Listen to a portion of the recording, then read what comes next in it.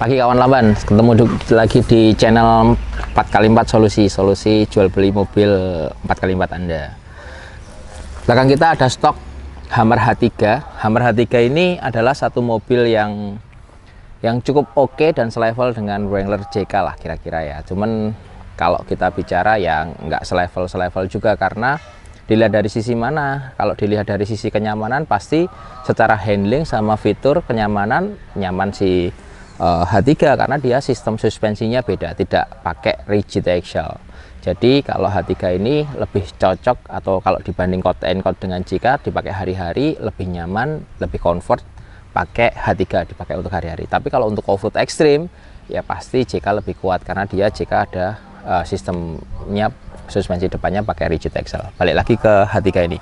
Ini H3 2009 punyanya temenku, dititipin jual ke sini, dan kita udah tes semuanya. Tetapi biar lebih afdol, nanti kita pakai pihak ketiga untuk ngecek semua mobil ini sebelum ditawarkan ke customer. Jadi teman-teman yang tidak sempat datang lihat, itu sudah ada pihak ketiga yang mengecek.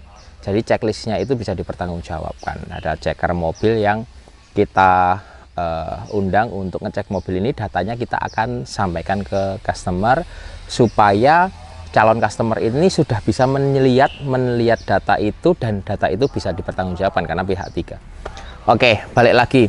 Ini H3 ini masih belum sampai 20.000 km. Jadi km-nya masih rendah banget. Catnya masih oke, belum ada sepet-sepet, belum pernah nabrak. Bumper-bumpernya semua original. Ini salah satu mobil yang kita tawarin dengan kondisi yang oke banget, dan nanti detail teknisnya biar pihak ketiga yang report gitu loh. Semua detail waktu dicek checker mobil itu. Sekarang kan zamannya udah checker mobil ya, nggak usah repot-repot ngirim, udah kita siapin aja, kita sodorkan data itu. Tinggal masalah harga.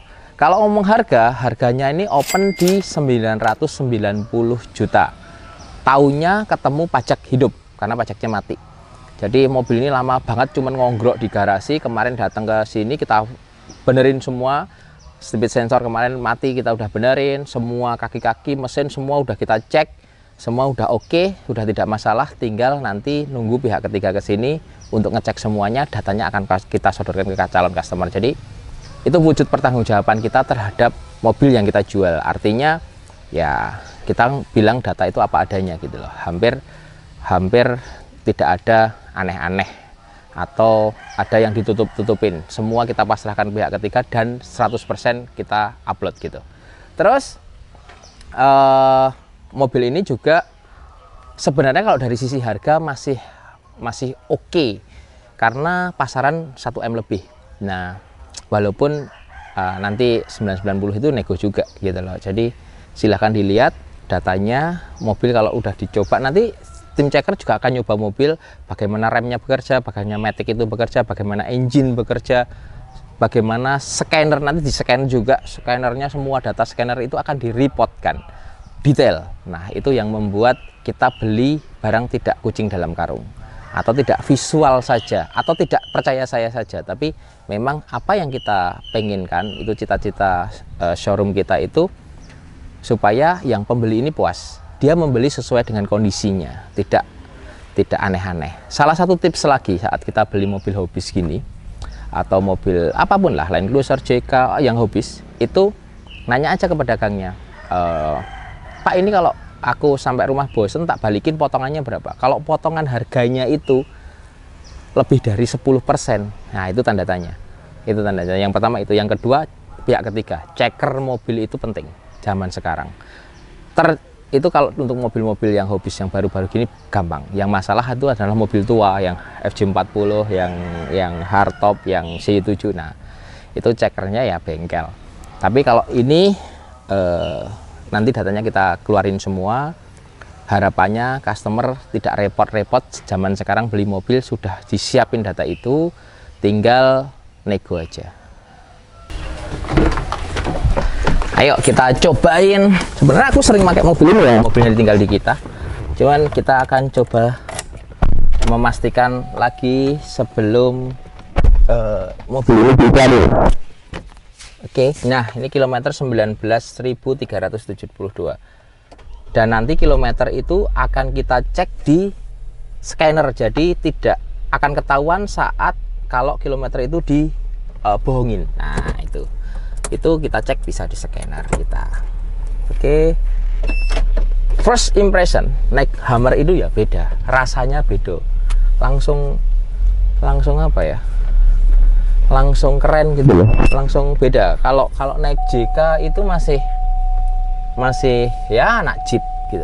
Naik Hummer itu semua dapat, 4x4-nya dapat, luxury dapat, jeepnya dapat, kerennya dapat, terus ya bonusnya manasin tetangga. Nah ini mobil biasanya Hummer itu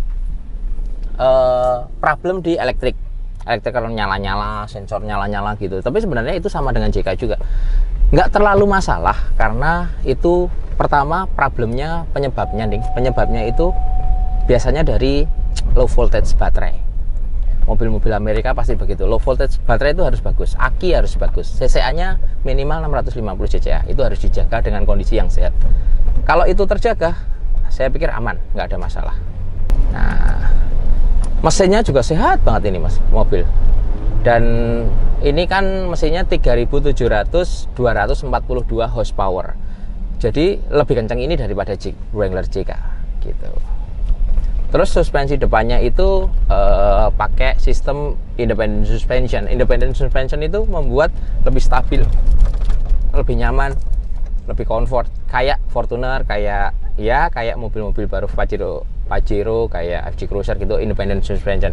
Kalau JK itu rigid, pakai gardan solid, namanya solid axle. Nah itu memang lebih kuat untuk off-road ekstrim ya, tetapi kenyamannya kalau nyamannya itu pasti kurang. Apa ya, duduk di Hummer ini beda banget. Kalau di JK itu kan joknya pendek, jadi kita nyetirnya ke dalam gitu kan, rasanya lihat kanan kiri agak tertutup. Kalau Hummer ini joknya tinggi, jadi kita lihatnya bisa lebih kemana-mana. Spionnya juga sangat membantu, kita bisa kontrol mobil itu lebih oke.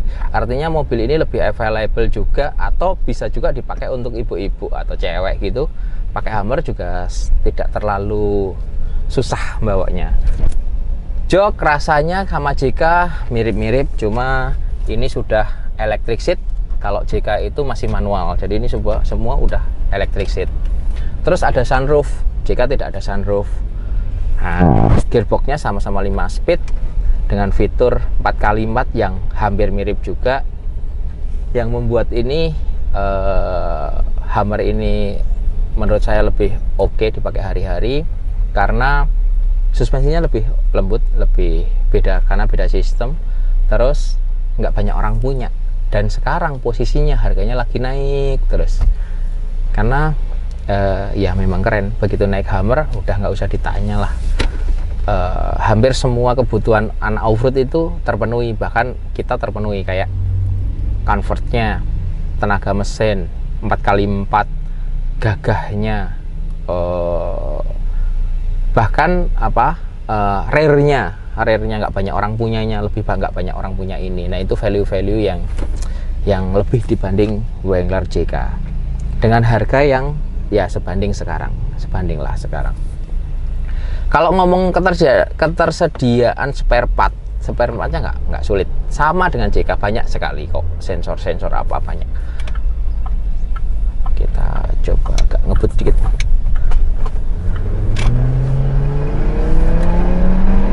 Oh iya, akselerasinya kencang ini, dan lebih lembut, suspensinya lebih lembut.